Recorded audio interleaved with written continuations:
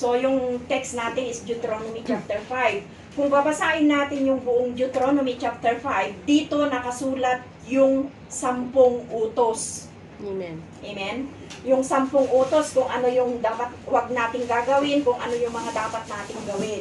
Pero alam naman natin na hindi natin kayang sundin yung 10 utos na ito. Amen, mga kapatid? Ang mahalaga lamang po ay sumunod tayo sa ating Panginoon. So, dito tayo sa verse 32, sabi po niya sa Deuteronomy chapter 5, verse 32, sundin ninyong mabuti ang lahat ng iniuutos sa inyo ni Yahweh. Verse 33, mamuhay kayo ayon sa kanyang mga utos, sa gayon mapapanuto kayo at hahaba ang buhay ninyo sa lupaing titirhan ninyo.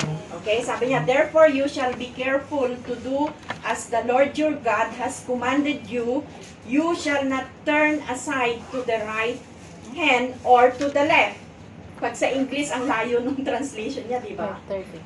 Okay, verse 32. You shall walk in all the ways with the Lord your God has commanded you, that you may live, amen, and that it may be will with you, and that you may prolong your days in the land which you shall possess. Amen? Amen. Amen po. So, purihin ang Diyos sa pagkabasa ng kanyang salita. Sumagli tayong manalangin. Ama, patuloy na lumalapit muli kami sa iyo, nagpapakumbaba, O God. Lord, with humility, O God, and with submission, O Lord, hallelujah, sa iyong presensya, sa iyong patuloy na pagkilos, Panginoon, sa aming kalagitnaan. We acknowledge that apart from you, we are nothing, O God. We entrust everything, Panginoon, ang pagpapayag na yung mga salita, O God, at ang kapangyarihan mo, ang anointing mo ay dumaloy, O God, sa aking buhay, maging sa kanila na makikinig, Panginoon, magkaroon po sila, O Diyos, ng attentive ears, O God, Lord, na napakahalaga ang iyong mga salita sa buhay ng bawat isa, kaya hindi namin sasayangin ang mga pagkakataong ito na pinagkaloob mo po sa buhay ng bawat isa po sa amin. Cover us tightly with your most precious blood and fill this place, O God, with your holy presence. And as we hear your word, O God, we may enjoy your peace, O God, upon this place, O God. Thank you, Lord, in Jesus' name, amen. So, mula dito sa aklat ng Deuteronomy chapter 5, ang Diyos muli ay nagsasalita, mga kapatid, sa kanyang mga anak sa bayan ng Israel. Amen? Sa bayan ng Israel siya nakikipag-usap dito sa panahon na sila ay papunta sa Promised Land. Amen? Kaya nga sabi niya dito sa binasa natin, di ba? Ang sabi niya ganon ay hahaba ang inyong buhay sa lupaing titirahan ninyo. So ito po yung Promised Land na binabanggit ng Panginoon mula sa karanasan nila sa wilderness. Amen. May karanasan kasi po sila sa wilderness papunta sa Promised Land. Kung kaya mas lalo pong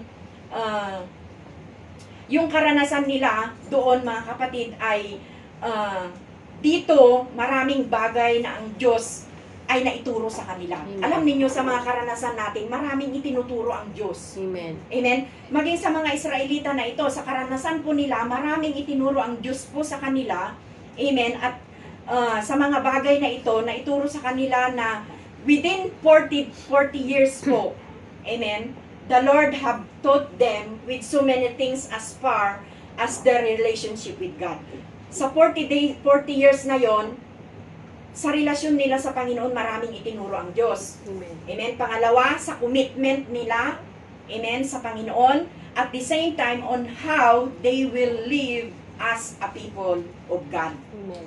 Amen. Bilang mga anak ng Diyos, amen, tinuturuan din tayo ng Panginoon kung paano tayo mamumuhay.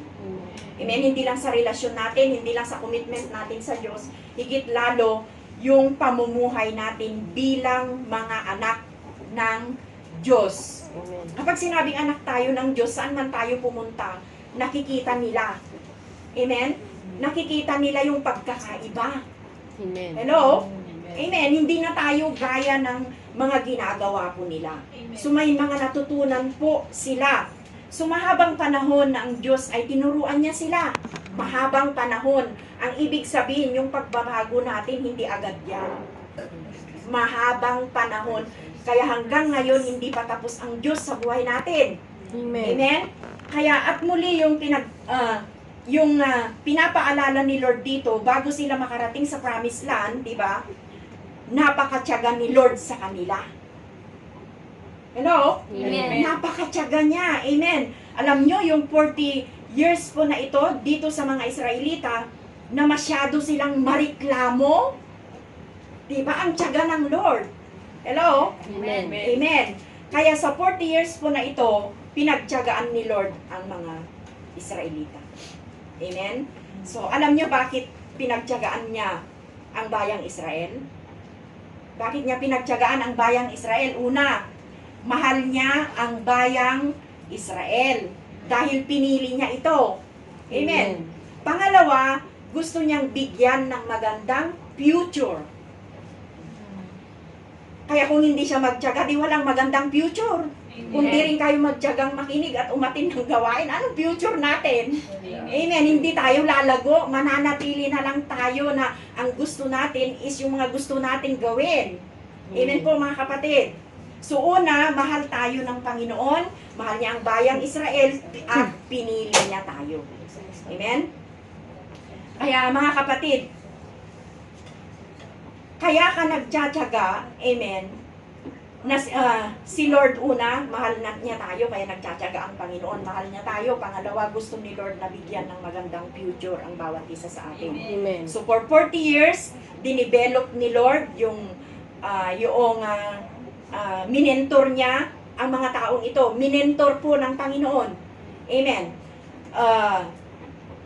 Ano pa yon? Yung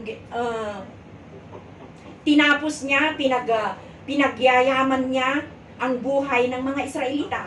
Amen. Amen. Yun ang ginawa ng Panginoon sa kanila. Kaya hindi lang mahal ng Diyos, kundi may future ang mga ito. Kaya yung future natin, huwag nating problemahin. Ang gusto lang ng Lord, sumunod lang tayo sa Kanya. Dahil ang future natin is alam na niya. Amen. Amen. Hindi na tayo magpapakahirap, mapapagod, kung ano-anong ginagawa natin. Amen, mga kapatid. Amen. Sumunod lang tayo. Amen. Amen. Kundi ito yung pinakamahalaga sa lahat kung bakit gusto ng Diyos na maging mahusay, maayos ang bayang Israel. Amen. Amen? Kasi yung lupain na kanilang pinupuntahan ay lugar na mamanahin nila ang Diyos. Amen. Hello? Amen. Amen. At ayaw ng Diyos na itong lupain na ito, itong promised land na ito mga kapatid, ay mabaliwala. Amen mga kapatid. Amen. Mabaliwala lang at masayang. Sayang naman din ang promised land kung hindi tayo makakarating. Diba? Kaya ang lupa na yun mga kapatid ay mananatiling naruroon. Pero ang bayan ng Diyos kinakailangan maging mahusay din. Amen. Amen? Mahusay. Kasi kapag hindi sila naging mahusay, sayang ang lupang pangako. Amen. Amen? So, gayon din po yung buhay natin, mga kapatid. Amen? Huwag nating sayangin yung promised land na naghihintay sa atin. Amen. Amen. Kaya ang ganda ng pangako po ng Diyos. Nakikita nyo ba yung pangako ng Panginoon? Amen. Amen. So, pero kung hindi mo aayusin yung buhay natin, okay? Sayang yung hinihintay na promise lang. Di ba? Hindi lang po may naghihintay. Pangalawa, sabi ng Panginoon, pagka naging mahusay tayo, naging maayos tayo, amen, ano yung maging mahusay? You shall be careful to do as the Lord, ano sabi niya dyan? As the Lord God has commanded. May kinukumand kasi ang Panginoon. Kung hindi tayo mahusay na sumunod, sayang. Amen, mga kapatid. Amen. Ano yung inuutos lang niya? Go and preach the gospel. Baptizing them in the name of the Father, of the Son, and of the Holy Spirit. And I will be with you forever. Amen. So, sabi niya ganon, ang kahusayan po dito, ang kagalingan or yung kabutihan ng isang tao, yung pagiging maayos na Kristiyano, amen, maayos na Kristiyano ay nakadepende kung papaano mong matyaga na sinusunod ang mga utos ng Diyos. Nakadepende po yun kung paano natin sinusunod yung utos ng Panginoon. Yung pagiging mahusay nating Kristiyano, yung kagalingan, yung kabutihan ng isang tao, pagiging maayos nating Kristiyano, nakasalalay lahat po yan sa pagsunod natin doon sa iniuutos ng Diyos. Amen? Kaya sa buhay natin, bagamat nabubuhay tayo na dahil sa grasya ng Panginoon, alam natin yun, di ba? Tayo ay nabubuhay lang sa grace ng Panginoon. Kung wala ang grace ng Panginoon, naku, lahat tayo. Wala na. Amen. But still, there is a word of God that we need to obey. May grace ang Panginoon, pero mayroon pa rin tayong dapat sundin na salita po ng Diyos. Hindi dahil sa grasya, nandyan na yung grasya ng Panginoon, mabubuhay ka ng sarili mo. May grace naman ang Panginoon, kahit mabuhay ako ng sarili ko, hindi. Hello? Amen. Amen? Hindi natin pwedeng sabihin yung ganon. Mayroon at mayroon pa rin tayong kailangang sundin. Kasi kung sa grace lang tayo didepende, pwede natin gawin yung gusto natin, tapos may grace naman ang Panginoon. Hello? Amen? Amen po. Nakuha niyo yung ibig sabihin? Kasi yung utos ang binabanggit niya dito eh. Amen, mga kapatid. Kaya sabi po niya dito, ano pa yon? My word, di ba? Ano yung word niya? Hindi dahil sa nasa grasya tayo ng Panginoon, mabubuhay tayo sa sarili natin. Hindi ganon. Ibig sabihin, may pamantayan pa rin. Amen. Amen. May pamantayan pa rin ang Diyos na dapat sundin. Amen? Lalo na ang kanyang salita na dapat mong sundin or dapat nating sundin. Amen, mga kapatid? Amen. Sa Bible, dito binasa natin yung you shall not turn aside to the right and to the left. Utos yun. Amen? So, kahit may grace ang Panginoon, hindi mo naman pwedeng sabihin na kakaliwa muna ako, left side mo na. Hindi pwede, di ba? Kasi mayroon siyang, ano dyan you shall not turn aside to the right or to the left, you shall walk in all your ways which the Lord your God has commanded you. Amen. Amen? So may kinakailangang lumakad ka doon sa pamantayan pa rin ng Diyos kahit may grace siya. Amen. Amen? Sa paraan ng Diyos, sa ways ng Panginoon. So that it may be will with you. O, tingnan ninyo ha. Magiging, ano yung Tagalog ng it may be will with you? Maging maayos. Tingnan nyo yung dahilan kung bakit gusto ni Lord na ikaw ay maging maayos sa harapan ng Panginoon. Diba? Kung gusto nating maayos, sumunod tayo. Amen. Doon sa iniuutos niya, doon sa pinapagawa po niya. Huwag tayong liliko sa kaliwa, sa kanan. Diba yun yung sabi niya? Amen? Amen po. Amen. And that may be prolong your days in the Lord. Diba gusto natin humaba yung buhay natin, pero kung ano-ano yung ginagawa natin, tayo mismo yung gumagawa para hindi humaba yung buhay natin. Hindi tayo tumutulog ng maayos. Hindi tayo kumakain ng maayos. Amen? Amen po. Sinasayang natin yung mga oras natin. Paano kung sabihin natin prolong our days in the land which you shall possess? Amen? Kung inaabuso natin yung katawan natin. Yes, O, di ba? Amen. Kailangang sumunod tayo doon sa ways ng Panginoon. Kailangang magbasa tayo ng salita niya, manalangin tayo. Because many of us, we possess a certain things, but the problem, hindi nagtatagal. Diba? Marami tayo. Naranasan natin yung guminhawa, naranasan natin yung mahirap ang buhay. Diba? Naranasan po natin yun, pero hindi nagtatagal. Madaling nawala. Marami tayong pinapasok na mga business, madali tayong nagsasawa. Diba? Ako lahat ng business, napasok ko yan, yung mga benta-benta ng mga yan nung bago pa ako dito. Sabi nila, oh maganda, sige, pasok ko yan lahat. Pero nawawala din. Kaya sabi ni Lord, ayusin ninyo yung buhay ninyo. Amen. Amen? Kasi gusto ko pumunta kayo doon sa lupain na inyong aangkinin. Ay lahat naman ng tinatangkilik natin dito, madadala ba natin? Inubos natin ang lakas natin, tapos yung paglilingkod na pinapagawa ng Panginoon, hindi natin nagawa. Tapos sabihin natin, pupunta tayo dun sa Promised Land. Amen. Amen po. So sabi po niya, mayroong kayong aangkinin. Tumagal ang inyong araw, sabi niya, sa lugar na yon. O, promise ng Panginoon yan. Pero ibig sabihin, para ma-enjoy nyo yung lugar. Amen? So, para ma-enjoy mo yung lugar, sabi ng Bible, kinakailangan, you shall be carefully. Sabi ko kanina, may temptation. Ang Diyos na-tempt din siya. Pero, by prayer, na-overcome niya, di ba? Amen, mga kapatid. You shall be carefully to do what the Lord our God has commanded us to do. Lahat tayo may kinuman ang Panginoon na kailangan gawin po natin. So, dapat susundin natin yung pinapagawa ni Lord. Amen? Sa buhay natin. Naranasan natin yung sumuway, naranasan natin ang wala sa Panginoon, naranasan din natin yung talagang ibigay yung buhay natin. Ngayon, maikukumpara mo, saan ka ba talaga lulugar? Kasi naranasan natin lahat yun eh. Si Paul, naranasan niya ang maghirap, matulog sa ibabaw ng tubig, naranasan niya ang magutom, lahat. Diba? Amen, mga kapatid. At yung iniutos po ni Lord para doon sa lugar na dadalhin tayo ng Panginoon, tumagal din tayo doon, kaya pala minsan hindi tayo nagtatagal. Amen? In a sense, kasi hindi tayo naging faithful sa Lord. Amen? Amen. So, napakahalaga na maintindihan po nating lahat na ang bagay na ito na may kadahilanan ang Diyos sa buhay natin. May kadahilanan po ang Panginoon.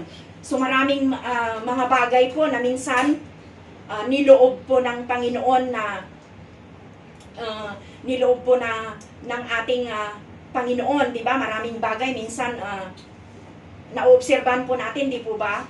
Na minsan nakakalungkot. Naobserban po natin, nakakalungkot, maraming mga Kristiyano, napakatagal na sa simbahan, hanggang ngayon hindi pa rin natututo kung ano yung tama at mali.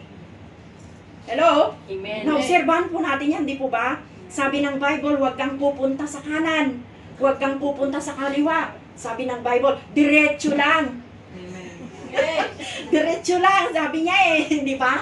Narinig yun yung sinabi niya diyan kanina. Tinawag po tayo ng Panginoon, amen? So, matyaga po siyang nagtuturo sa atin. Amen, mga kapatid. So, alam nyo, itong panahon na ito, we are on the last days.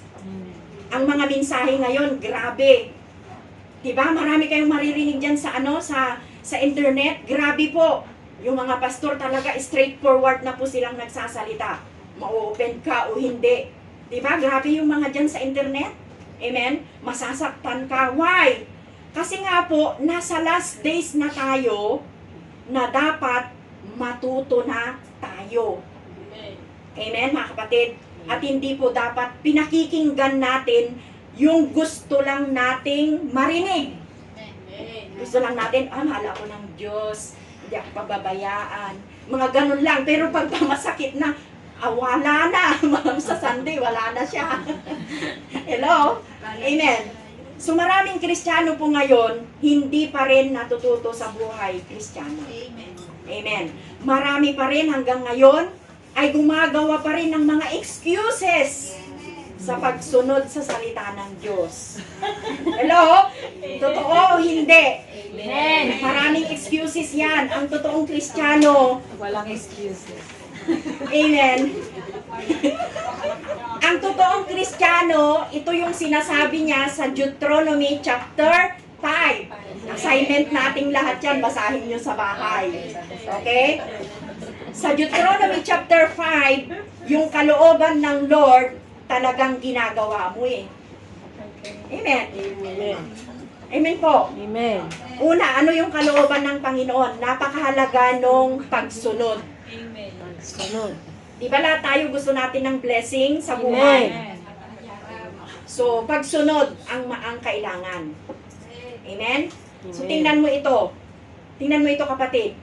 You need to be honest with ourselves, di ba? Maging honest po tayo. huwag nating i-justify. Amen? Pag wala kang pagsunod kay Lord, tingnan mo yung buhay mo. Hindi ka nakakapag-stay sa isang bagay. Amen. Di ko ba? Amen. Amen. Okay, nag-amen. Malakas siguro.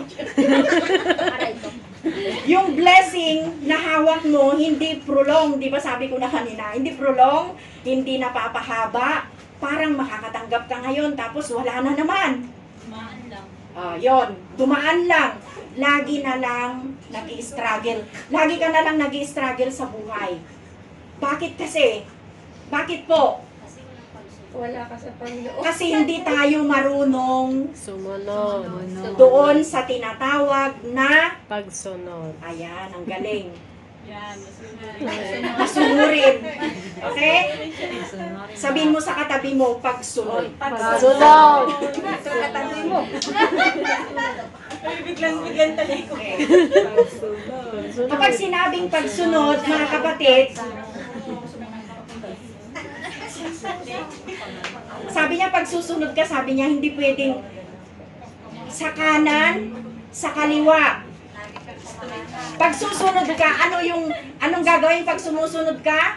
Straight Straight. forward. Straight. Ayan yung sabi niya sa salita ng Panginoon, straight.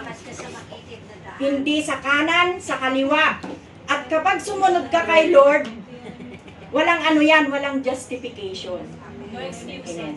Ang pagsunod sa Lord, kung baga sa awit, makinig po tayo.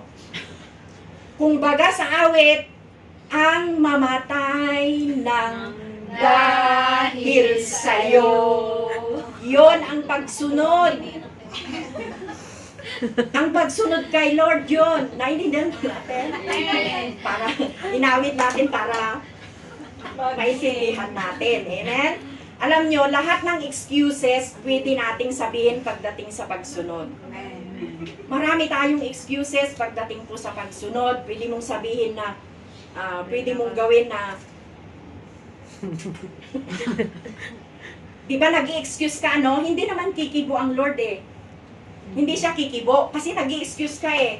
Kaya lang, kumbaga sa basketball, see you at the final. Amen. Di ba? Sa final.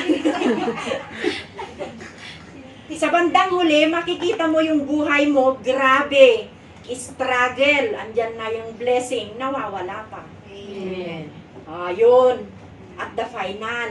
Hindi mo naman makikita ngayon eh. Yung source ng income mo minsan nawawala na lang, nadadry, kasi ito po yung sinasabi ng Bible. So that may prolong your days in the land which you may possess. So yung pagsunod, napakahalaga.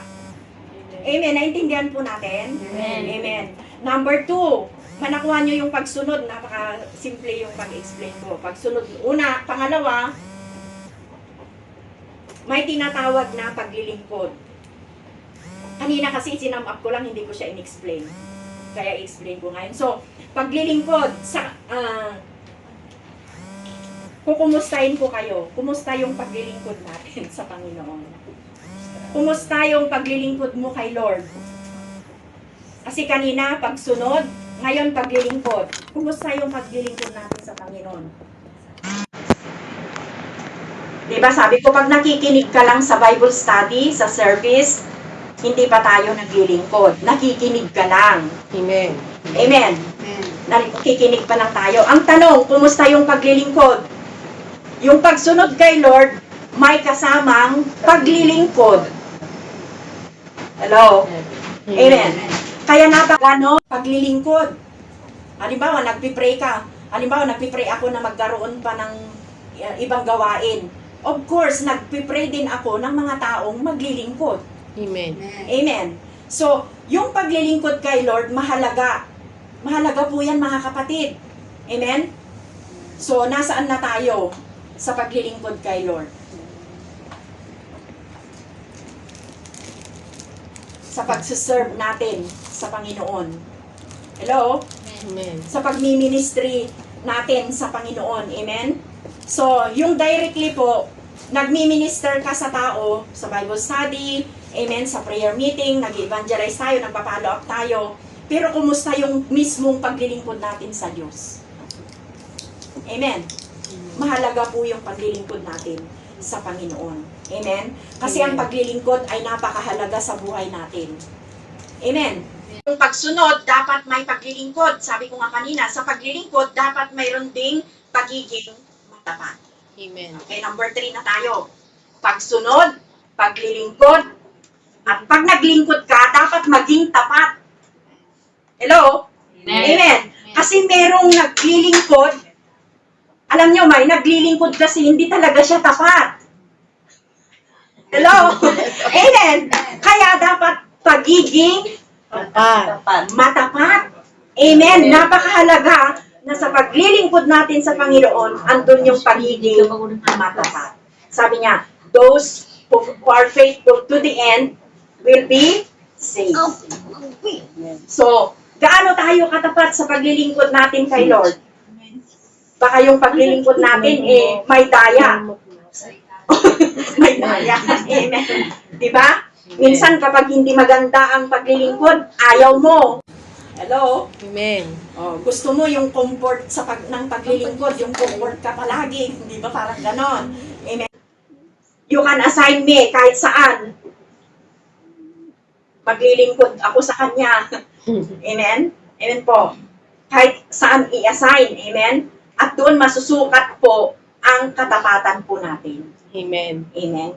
Kapag ang isang assignment ay naipagawa po sa atin, sa atin po mga kapatid, ay hindi maganda, hindi pabor sa atin, pero kaya mo bang sumunod? Amen. Kahit di pabor sa'yo, kahit di maganda. Ang tawag doon, pagiging matapat Amen. sa Diyos.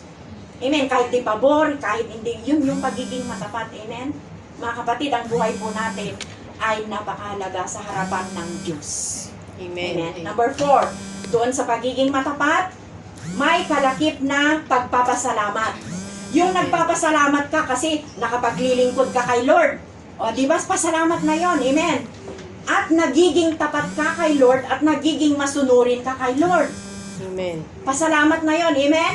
So, nagiging mapagpasalamat tayo, yung pagpapasalamat mo kay Lord ay bahagi na yan ng iyong paglilingkod sa Kanya.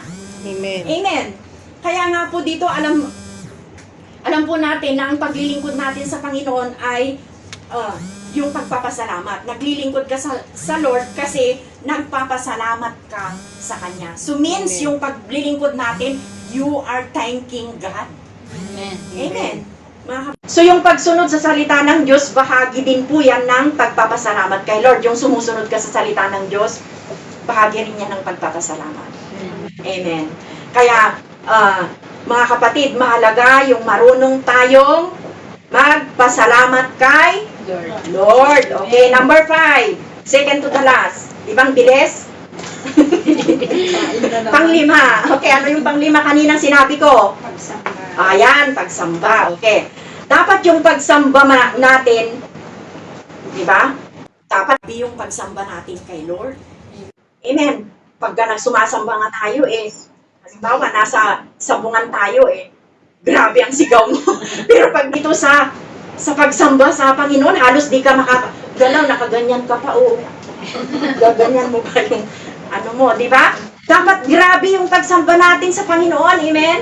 Amen po. Amen. Yun bang huwag kang sasamba kay Lord na walang kwenta. Yun. Amen. Yung ayaw mo yung masayang. Amen. Pag Sunday, pag umaawit ka, pag nagpapaawit ka, halimbawa sung leader ka, ganon, pag naglilingkod ka, bakit?